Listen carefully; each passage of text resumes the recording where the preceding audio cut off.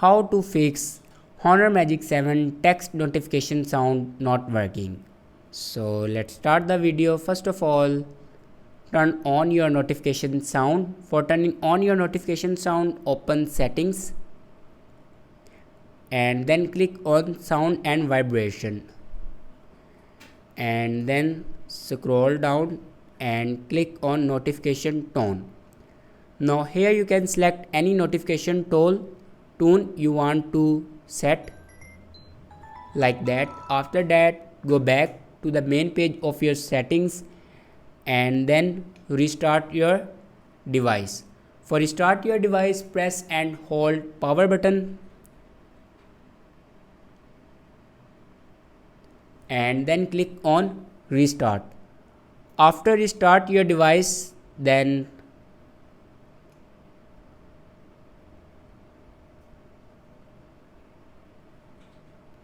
open settings and click on apps. Again click on apps. Now here you can open your messages app